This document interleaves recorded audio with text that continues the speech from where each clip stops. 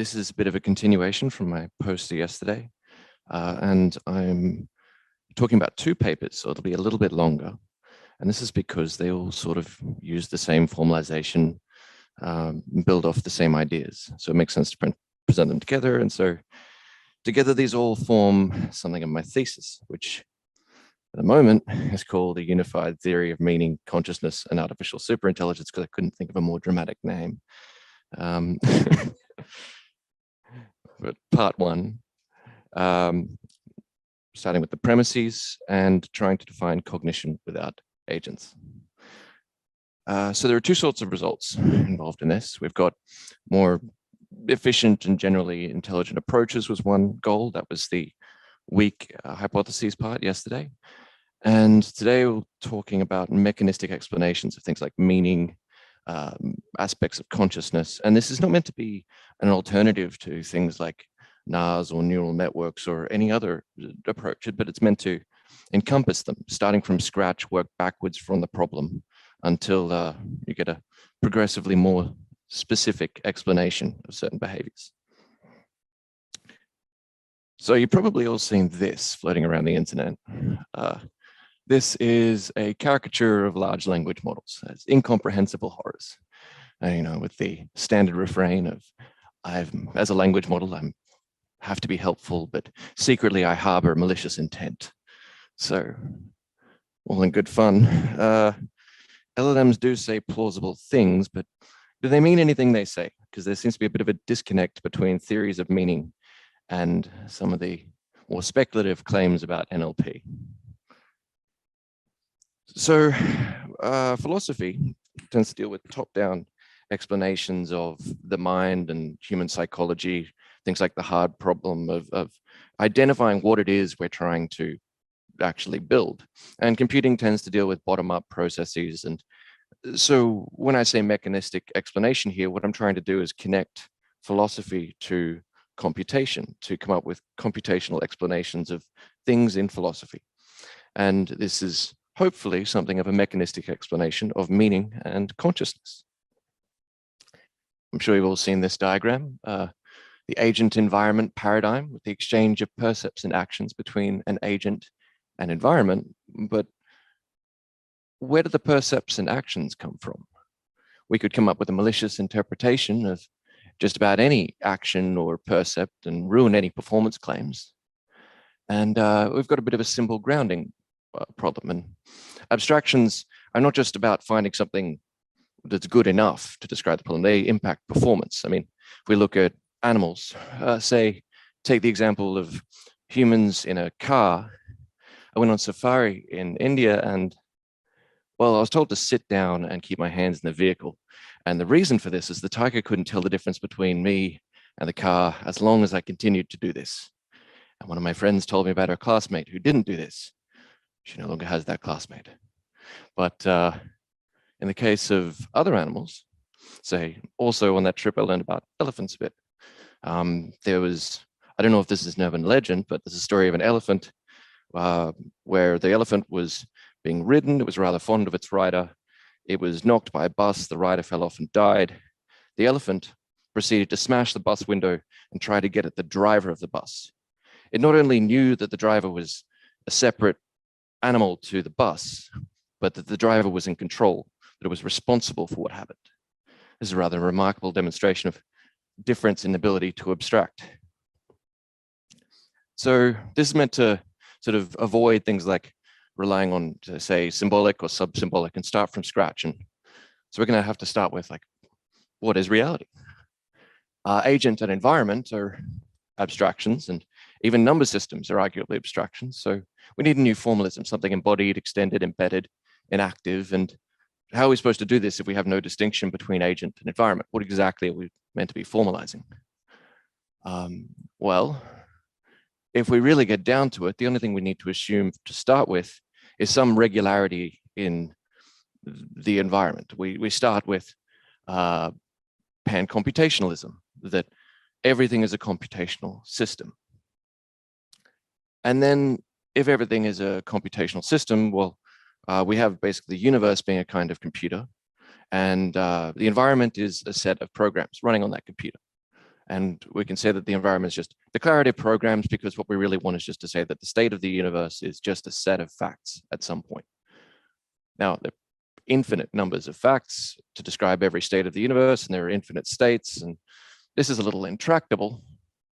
So we can define this infinite number of states and infinite sets of facts, but it's not really helpful yet. We need to go a little bit more specific. So we assume that we take a finite subset of the declarative programs that are determining if something is true or not true that are running on this universal computer. And we say this is our implementable language, sort of like a sensory motor system that is has finite number of states, each of which is made up of a finite number of facts.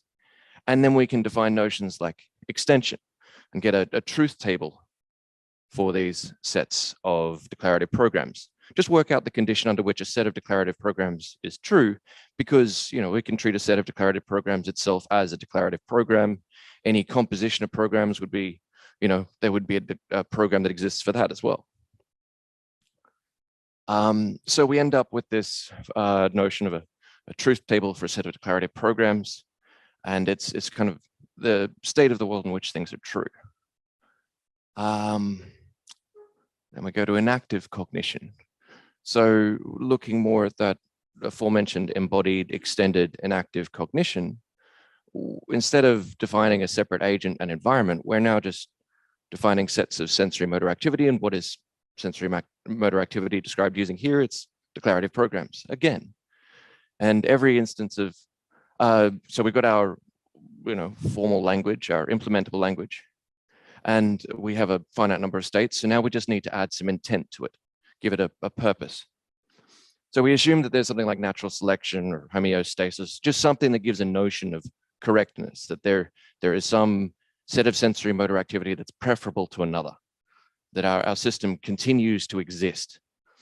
And a decision made by this system would just be another set of sensory motor activity. So we could say, instead of defining an agent and its environment and a goal, we just take all of the decisions that that agent would make. And that is a description of it through its behavior. So now we have what amounts to a task, a set of situations, a set of decisions, and hypotheses, linking situations to decisions. In practical circumstances, it's more like just inductive logic programming, what I was talking about yesterday.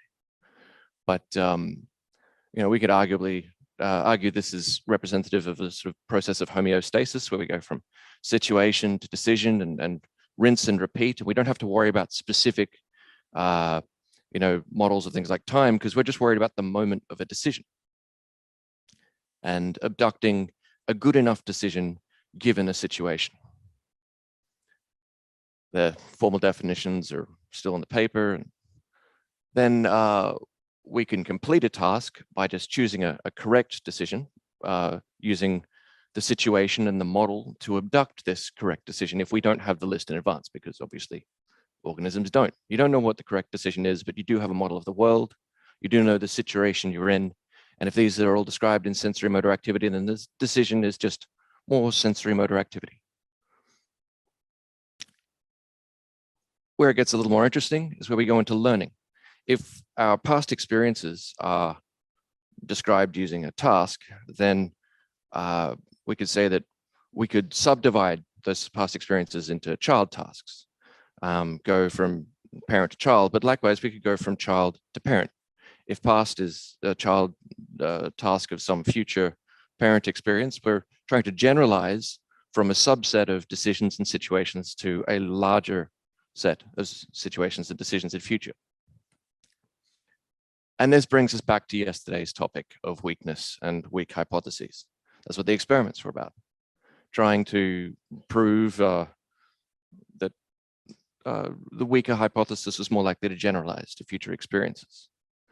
And if we're to look at some of the stuff about scaling laws, and generalization, we can mimic any behavior given enough data and scale.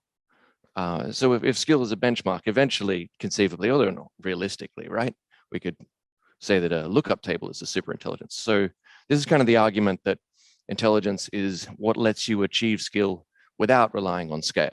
It's about efficiency, which I guess coincides with most of the definitions I've heard over the past few days. More definitions we don't need to worry about for this. And this brings us to part 2, where it gets a little bit more interesting. Emergent causality. Everybody loves causality. You all know Judea-Pearl's work on do calculus. Just for those who don't, this is an example of why we would need to represent causal interventions to make accurate inferences in the world. Say I see someone named Larry wearing a raincoat, and whenever I see him wearing a raincoat, it rains. I might conclude, just on naive Bayesian terms, that this means that if I put the coat on Larry, it'll rain. And this is obviously absurd, but if I can't tell the difference between Larry just happening to wear a coat and me putting a coat on Larry, then that's the logical conclusion. But if we look at it more closely, this is the causal graph. We have rain influencing coat, but not the other way around. I can't make it rain with a coat. So this is talking about intervention from outside this system, where it deletes an edge between these two variables. Now, if we don't have a do operator to represent intervention, we could just represent this by expanding the system and saying, if I intervene, this is just another variable influencing coat, and you can represent this relationship here. But what if you don't know the graph in advance? Because that's what we're really concerned with if we're looking at general intelligence. We don't get a list of variables. Well, knowing the graph is knowing how these variables relate. Variables themselves are arguably abstractions, just like agent and environment. So what if we just abandon variables and use our formalism of tasks? We already know it can learn order because it can learn things like binary addition and multiplication. We don't need foreknowledge of the graph because the optimal, I mean, if it really does choose the optimal hypothesis, then it should identify the interventions. So long as that stuff from yesterday works out, this should be okay too. Now, a couple of changes come from this. Instead of variables, we now have C as a subset of do C. So these would be sets of sensory motor activity, or facts, or declarative programs more accurately. And then we could say, well, the difference between the event of wearing the coat and the intervention to make someone wear a coat is kind of the identity of whatever's making Larry wear the coat. And accurate inference requires that we're able to tell this difference. I mean, we can't have them be the same set. There needs to be some difference in the sensory motor activity. That means I can tell the difference between seeing someone wear a coat and me intervening to do it. And then I can say that a weaker identity, this difference between the two sets, is one that's shared by more interventions. So if I take a whole lot of interventions, and what's shared between them could be, the intent that motivated those interventions. So if I zoom out far enough, I could say that an organism that constructs sufficiently weak hypotheses constructs an identity that's shared by every intervention it makes. This is assuming its sensory motor system is large and expressive enough to actually tell the difference. Otherwise, it would form weird multiple personalities. And the organism can therefore reason about itself and its potential future interactions because it's got this consistent representation of itself, and it's performing logical inferences, and so it becomes, in a functional sense, self-aware along the lines of what I've read in some NetBox stuff or in Peter's work, which was very influential in this.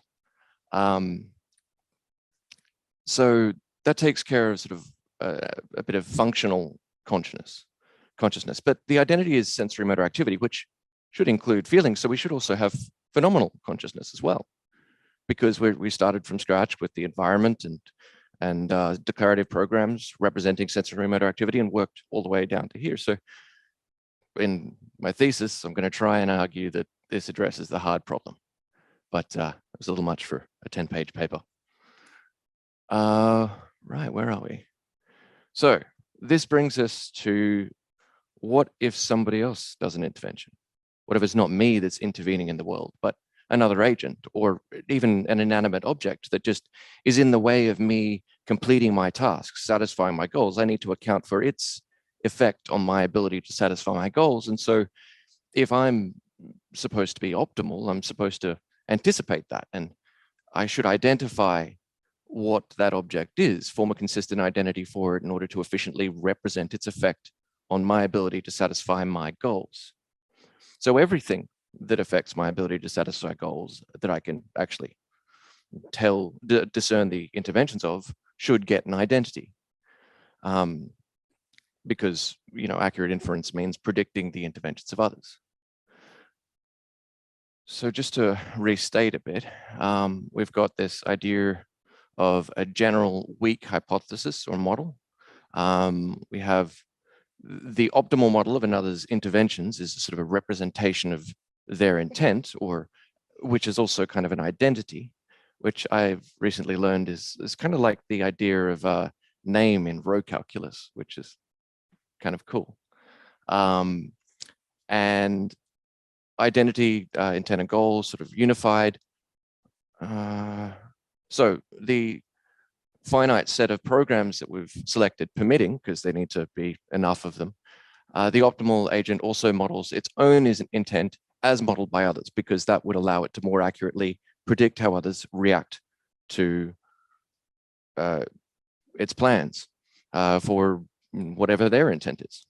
And this would go on as this sort of feedback would go on as much as permitted by the sensory motor system. We can't do this ad infinitum even ourselves. We struggle to imagine someone else imagining us, imagining them, imagining us, imagining them. Eventually it just sort of breaks down and we're dealing with some strange and distant notion. So this gives us something of a theory of mind of how we model each other's intent.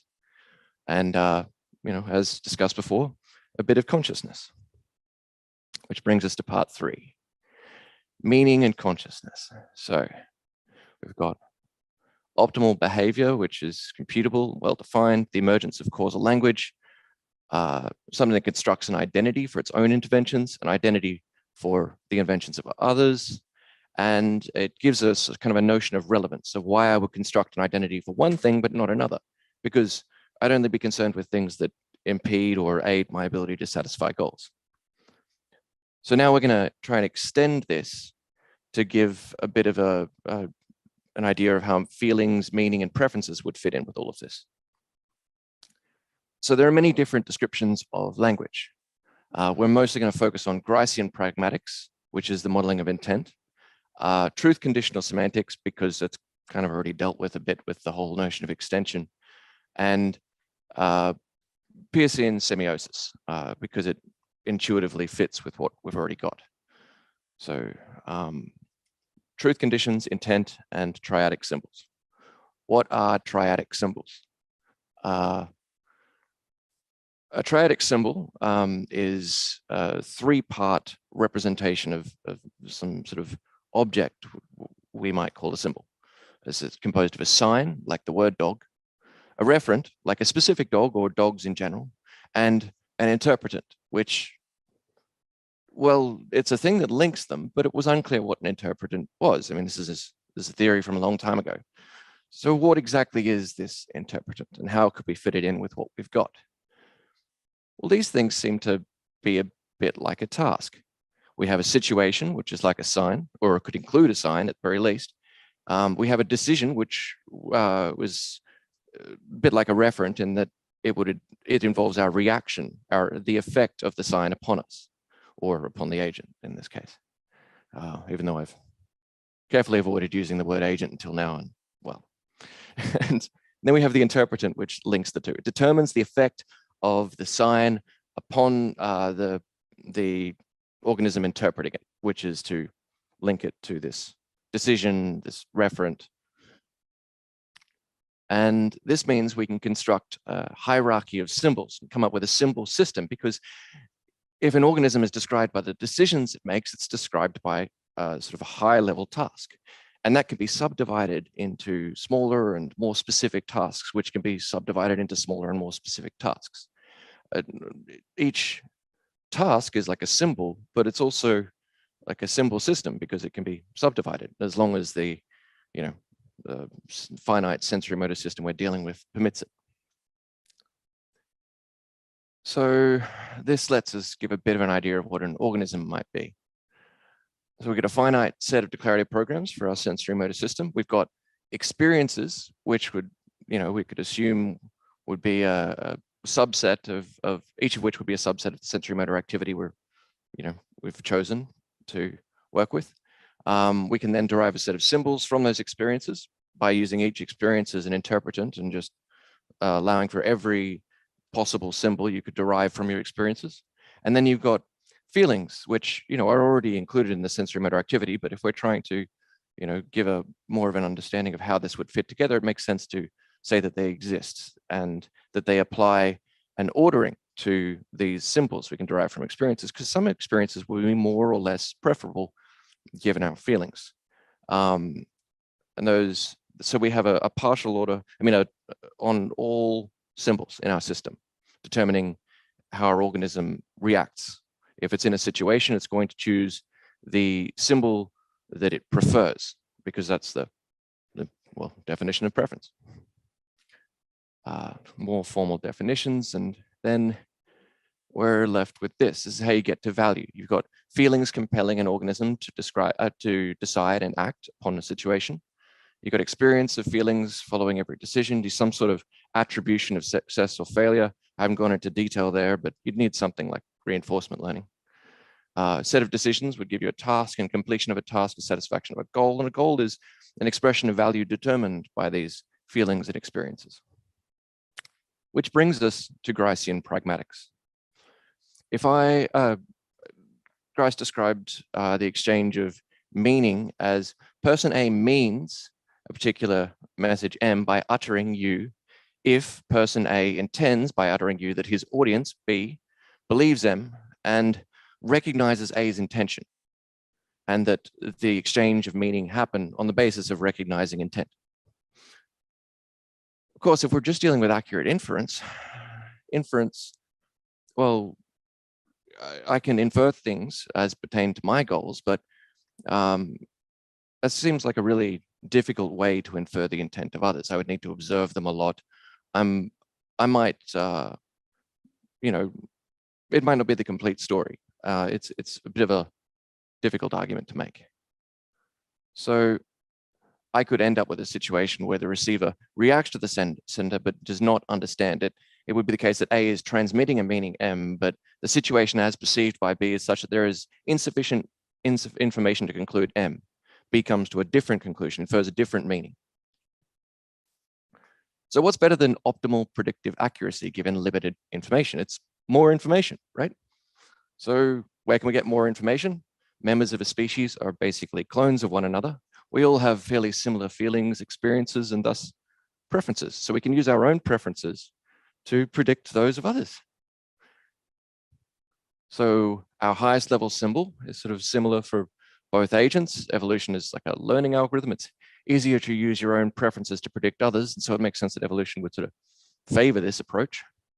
And emergent causality gives us a mechanistic explanation of how we could achieve things like self-other differentiation, other directed intentionality, theory of mind.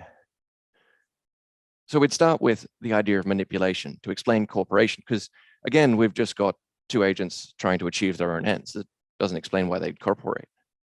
So we start with manipulation, because I can model your intent. I can manipulate your behavior to my advantage. But if you can also model my intent, you can tell that I'm manipulating your behavior. So over many interactions, this starts to describe an iterated prisoner's dilemma.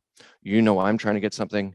I know you're trying to get something. We're all trying to get something. And if we're going to repeat this game again and again, it doesn't make sense to, betray the other. It makes sense to actually have cooperative intent, because we can rely on the other being able to infer it accurately.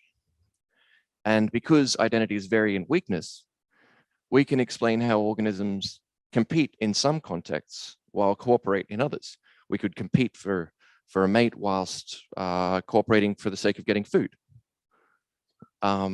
Likewise, we could feign similar preferences to have more complex forms of manipulation.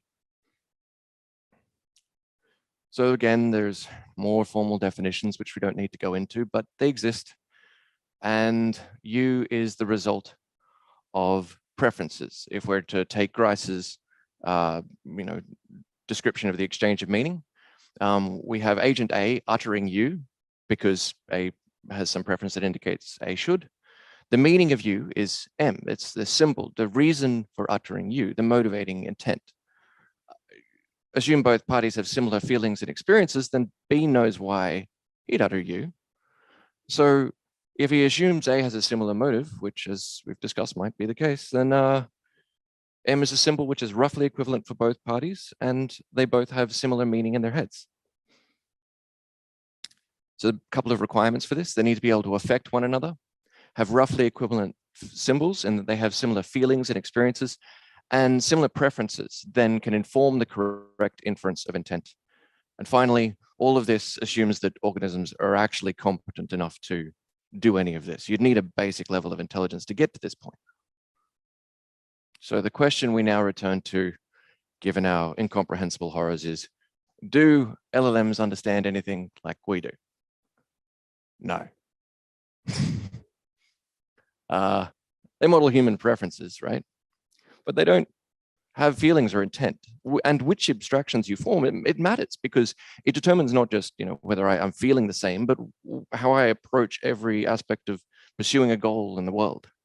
And what's more, we can kind of see they form insufficiently weak hypotheses. They'll mimic things like arithmetic. They require a huge amount of data to do things that we can learn in a few examples.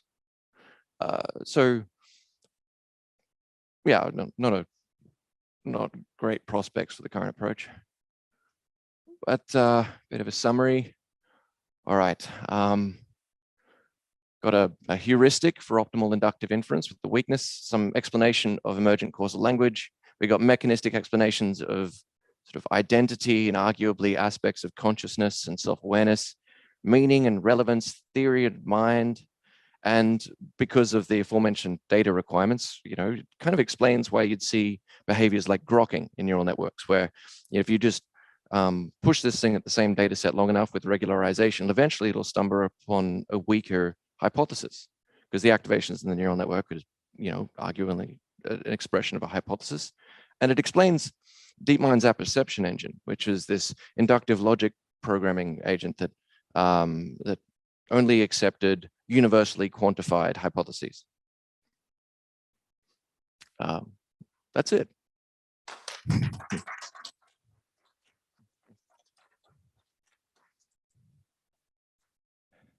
All right.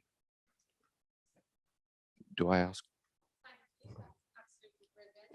Great build on yesterday, great build on the topics we've had today. So big kudos to whoever's put this program together. Done a very nice job, Patrick and Klaus. We're running short of time, and there's no squash at the back of the agenda.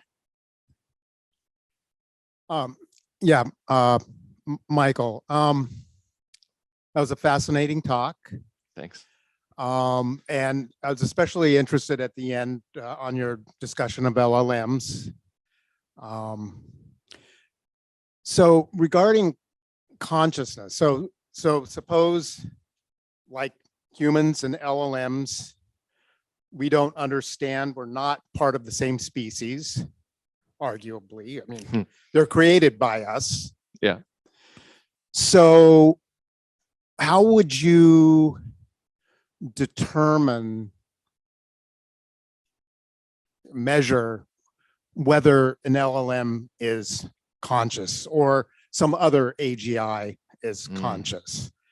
I know there are a lot of theories out there, integrated information theory, and so on, but from your framework, do you see a way to determine if and when an AGI becomes conscious? I could hazard a guess. If we start with, okay, it would need sufficiently weak hypotheses, because it needs to form this representation of itself that's consistent across all its interventions, which means it would probably need to be able to intervene in the world in order to need to construct this representation at all. If it can't intervene in the world, it would have no need to do that. Then, assuming it does have this unified representation of itself, it would need sensations that are part of that representation. It would need feelings, and I guess that would come from whatever embodiment it had. We could simulate feelings like through something like a really advanced form of reinforcement learning, but it's hard to argue that those feelings would be exactly the same as a human's, because we'd maybe need meat computers. Should be messy. As for a test, I guess, yeah, I can't see a way of testing that without probably really upsetting the AGI question. Yeah. Have a follow-up, but Yeah, more to be discussed at the banquet, I would say, along with that when we get that bag of horrors out. I'm going to take two very quick questions, but they're going to have to be very quick and quick answers, please. Don't you think that David Deutsch's physical interpretation of Church Turing thesis solves the problem? We don't have to know what's inside. We need to presume. That would be sufficient, probably. I'm going to say I need to go back and look at David Deutsch's thing again in order to give a considered response. Okay, finally, somebody talking about Pearson's semiotics in general intelligence. That's good to hear. Oh, thank you. What is your take of how you would do, within your framework, how would you handle the notion of semantic closure? Oh, I don't know. I need to think on that one again. I'm going to say something stupid if I start answering that one.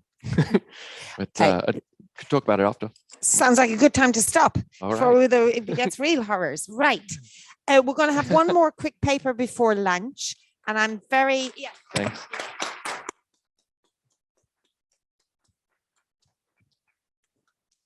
Thanks so much, Michael. Next up, we have Robert Johansson. We want to say thanks very much to Robert for all of his work. He's one of the AGI-23 organizing committee, helping organize this beautiful space that we're all in. And also thanks to organizing, thanks to all the student volunteers who've made the experience smoother and easy. Robert's an associate professor at Stockholm University, as well as co-PI of Project Artificial Actors and supervisor for the Intelligence Through Reasoning project. And he's going to talk to us about stimulus equivalence in NARS. Welcome, Robert, and thank you. Thank you so much. Can you hear me? Great. So since there's so much talk about large language models, I wanted to start this talk with a quote from one of my intellectual heroes, Skinner. He said, "No one goes to the circus to see the average dog jump through the average hoop." I think it's great and an inspiration to, I think, well, it can be amazing dogs, but is that really that makes people go to the circus? So this work that we do is, how to say it,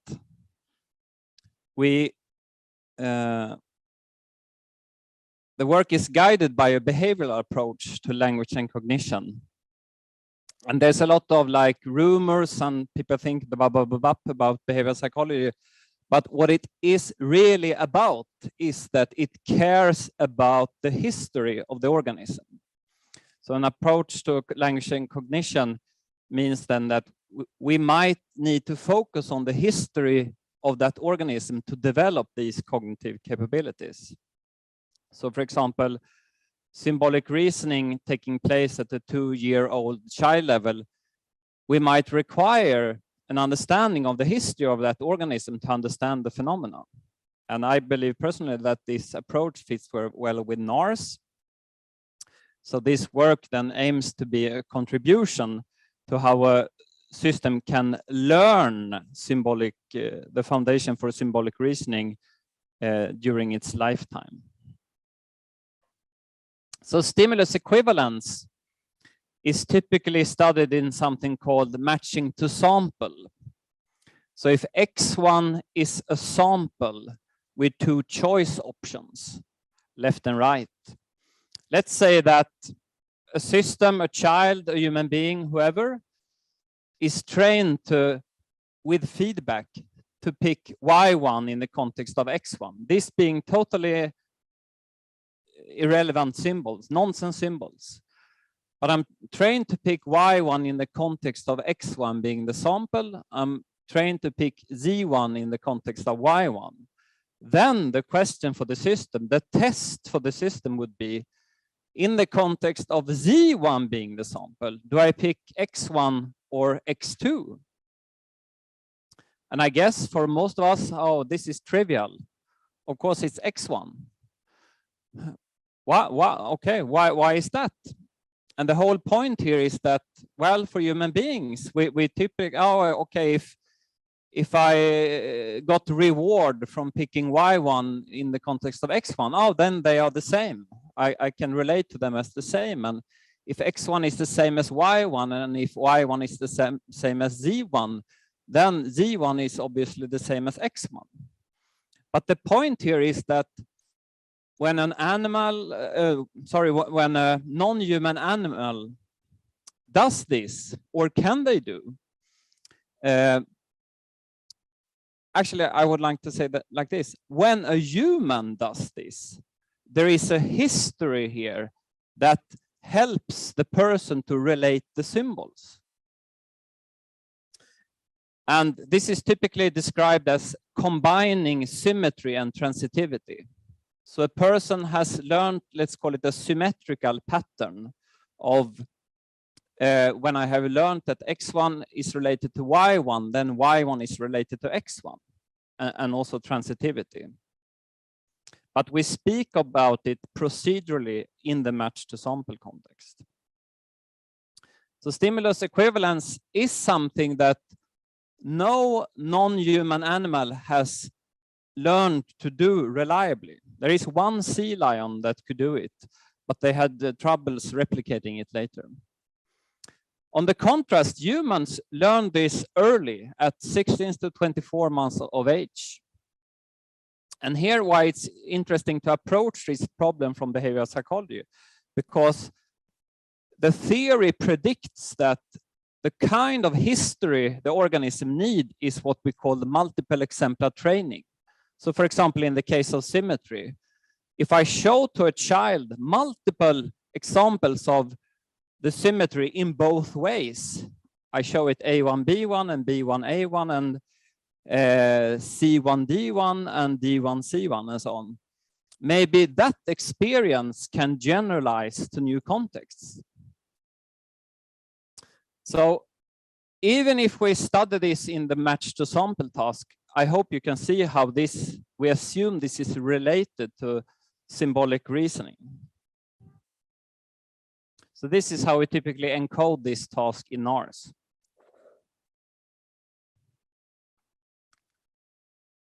I'm happy to discuss the details afterwards. So we have been playing around with two potential additions to OpenNARS for applications that could give rise to stimulus equivalence. And we have called them contingency entailment and acquired relations. So contingency entailment is really taking the idea of reasoning on statements as terms and applying that to sensory motor contingencies. So basically, here are the logic rules in ONA. So in the match to sample context, let's say that we train the system both in A1 to B1 and B1 to A1 in the match to sample context. These are the sensory motor contingencies that the system will learn. This is animal level, so to speak, but it's both ways. How about then acquiring this abstract knowledge? So first of all, what we call an entailment between the contingencies. We introduce this kind of statement level equivalence. And then that allows us to introduce variables. And with this thing then, we think that this captures how, this is one way how to look at a future symmetry example in the match to sample can be solved using this abstract piece of knowledge. So acquired relations. So it's the idea from Pei's work on relational terms that is available in OpenNARS. So it's basically this thing from chapter 8 in the book that says that a conjunction between two terms on this form can be seen as a relation, an acquired relation. And personally, I think this is the extremely important. This is like going from, as I see it, animal level to symbolic level. So this is the key jump that the system needs to make, I think. So that means that if we have learned a situation like this, the system picks left and is rewarded with some G. The animal level knowledge, so to speak, can be described in this contingency format. But how about that the system could also then acquire this relation? So this would be a relational representation of this situation. And when that is done, variables can be introduced. So variables on the left-hand side and also on the right-hand side. And I will only talk now about the left-hand side introduction. Because then we are able to do this multiple exemplar training. We can show repeated examples of different situations to the system, and the system can form these abstract patterns with the variables introduced. And in addition to that, this thing that allows the system to go between animal level and relation level, or I call it symbolic level. So stimulus equivalence then, how would it then be solved by an ONA system that had this running? We expect the reasoning would be something like this. Okay, so the system was, these were totally unknown symbols to the system. The system was rewarded for picking Y1 and rewarded for picking Z1 in the context of Y1. And if these two relations are then injected to the system as events, they could then act as what we call contextual cues. These are like markers for what part of the history are brought to bear on the current situations. So these inject the relations. When I'm rewarded here, these two relations are injected, and that means the system can say, ah, I need to bring this part of the history into the situation. So the first step would be to using the abstract transitivity knowledge to derive this statement. And with that statement can then be transformed with symmetry to that at the bottom.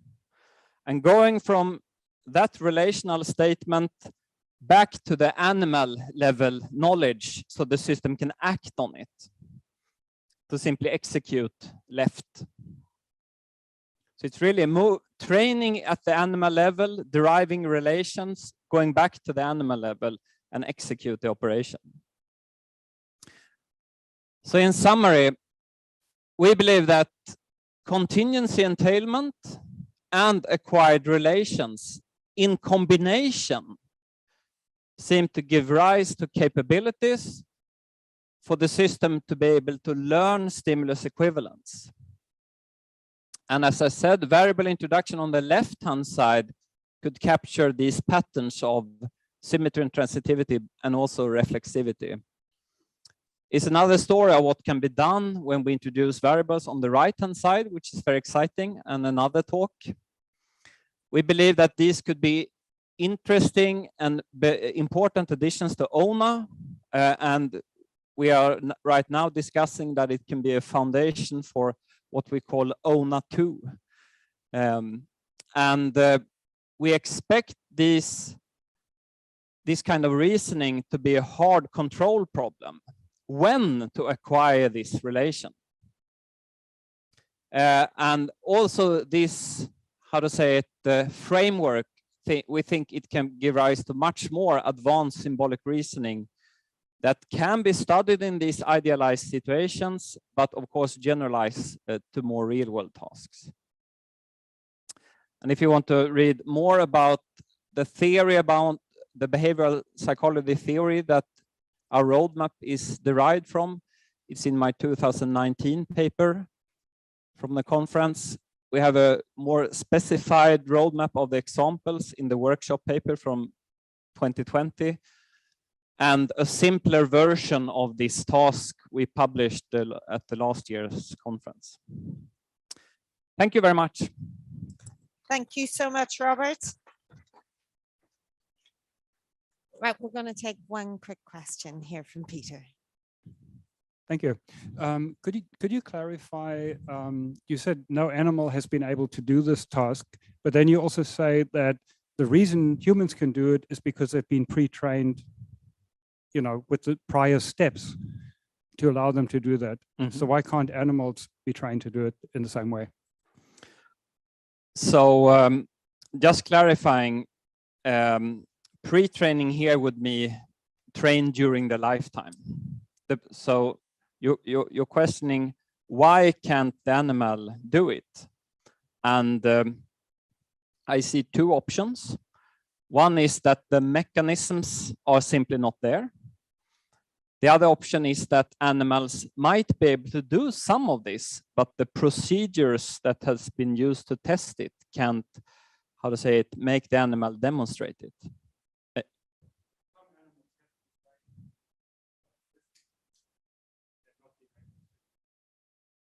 I agree. Okay, thank you very much indeed. Right, folks, we are going to take a break for lunch. Thank you very much indeed to Robert.